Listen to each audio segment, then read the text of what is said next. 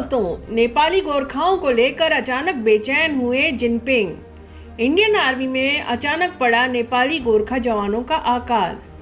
चीन के भंवर में नेपाल ने भारत का किया सबसे बड़ा बिगाड़। नेपाल को लेकर भारत को जिस बात का डर था वह अब सच होने लगा है, क्योंकि पहाड़ों में जिस फोर्स के लिए चीन अपना एक एक जवान सब कुछ दांव पर लगाने के लिए तैयार था, वहां उसे सबसे बड़ी कामयाबी मिलती दिखाई दे रही है। जैसे कि कहावत है कि एक आदमी का नुकसान दूसरे आदमी का फायदा होता है। ऐसा लगता है कि चीन ने इस बात को बखूबी सीख लिया है। चीन अपनी विदेश नीति में इस कहावत का इस्तेमाल कर रहा है। भारत की ये अग्निपथ स्कीम का डर दिखाकर चीन ने ऐसा गेम खेला कि एक ओर जहां भारतीय फोर्स गोरखाओं को लेकर परेशानी में है, तो वहीं चीन गोरखाओं को अपनी पीपल रिपब्लिक आर्मी में भर्ती कराने के लिए कामयाब हो रहा है। इस गेम में पहले तो नेपाल ने भारत की सेनाओं को बड़ा झटका देने के लिए अपने लोगों को भारतीय सेना में भर्ती होने से रोका, और फिर बड़ा कांड करते हुए दुश्मन चीन के दरवाजे अपने इन जवानों के लिए खोल दिए। ऐसे में सवाल उठता है कि क्यों भारतीय सेना की जान रहे गोरखा अब उनसे दूर होने लगे हैं, और क्या दुनिया की सबसे खतरनाक माउंटेन फोर्स वाला भारत अब कमजोर पड़ जाएगा? अगर भारतीय सेना में गोरखा नहीं रहे तो फिर क्या होगा? साथ ही भारत का प्लान बी क्या है जो अब एक्टिवेट हो चुका है? तो चलिए दोस्तों, सबसे पहले हम इन गोरखास का रिकॉर्ड जानते हैं। दोस्तों, भारत के पूर्व field marshal general Sam Manekshaw ने कहा था कि अगर कोई आदमी यह कहता है कि उसे मौत का डर नहीं लगता, तो या तो वह झूठ बोल रहा है या फिर वह एक गोरखा है।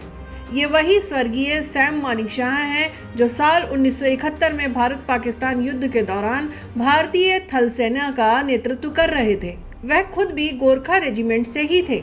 इंडियन आर्मी में गोरखा रेजिमेंट को बेहद आक्रामक माना जाता है। यह दुश्मन के लिए किसी काल से कम नहीं रही है।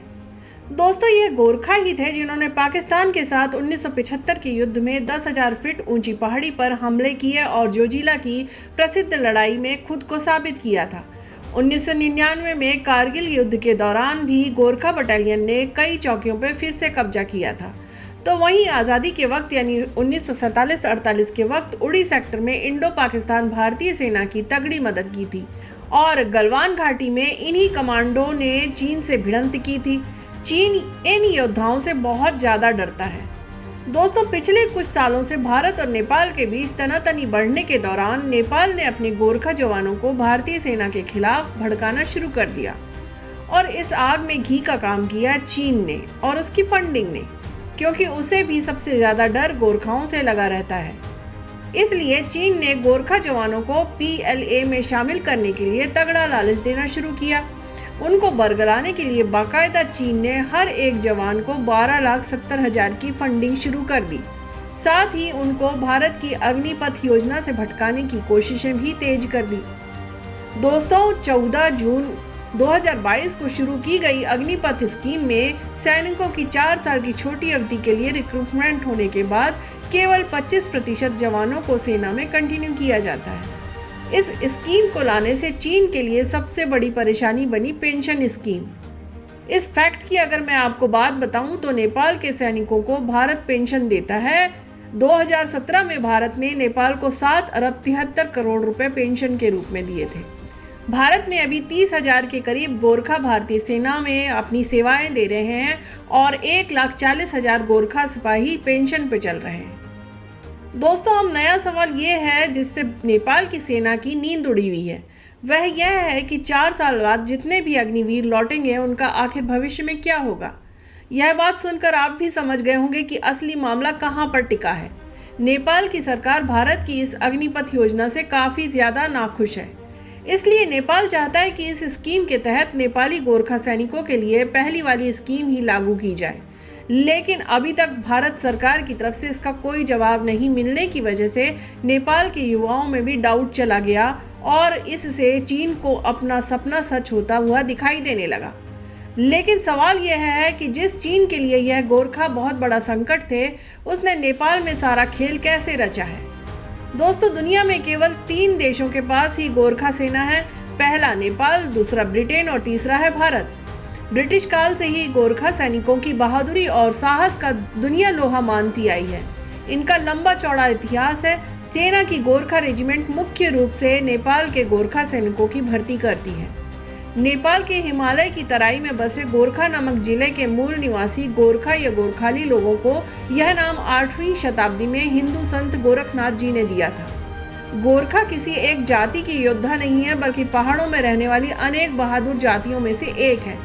इस रेजिमेंट में एक खास बात यह है, इसमें जितने भी गोरखा भर्ती किए जाते हैं वह दोनों देश यानी भारत और नेपाल से आते हैं। गोरखा सिर्फ नेपाल में ही नहीं निवास करते, बल्कि उत्तराखंड, हिमाचल प्रदेश, दार्जिलिंग, आसाम और मेघालय के कुछ इलाकों में भी निवास करते हैं।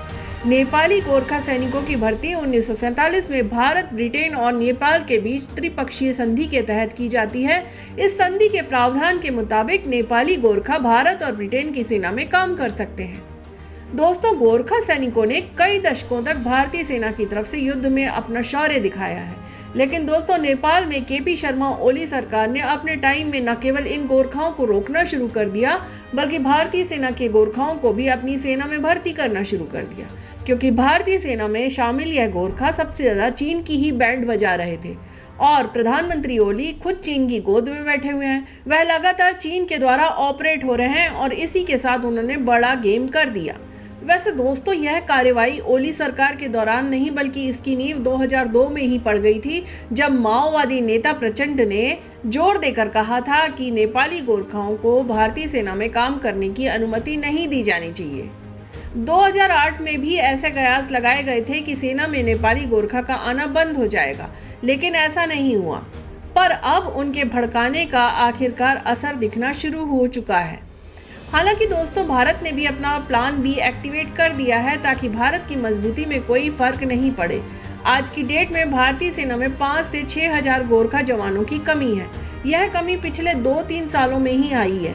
हालांकि इसको देखते हुए मोदी सरकार ने बड़ा एक्शन पहले से ही लेते हुए इस फ्रंट पर काम करना शुरू कर दिया था और इनकी कमी से छुटकारा पाने के लिए भारतीय सेना में जवानों की भर्ती में कुछ छूट देते हुए गोरखा रेजिमेंट में उत्तराखंड के कुमाऊनी और गढ़वाल के जवान शामिल किए गए। कुमाऊं और गढ़वाल के युवा इसलिए भी भर्ती की जा रहे हैं क्योंकि इनकी काफी हद तक गोरखा सैनिकों से सिमिलरिटी है। अब भारतीय सेना को उम्मीद है कि अग्निपथ स्कीम से जल्दी ही गोरखा सैनिकों की कमी भी पूरी हो जाएगी।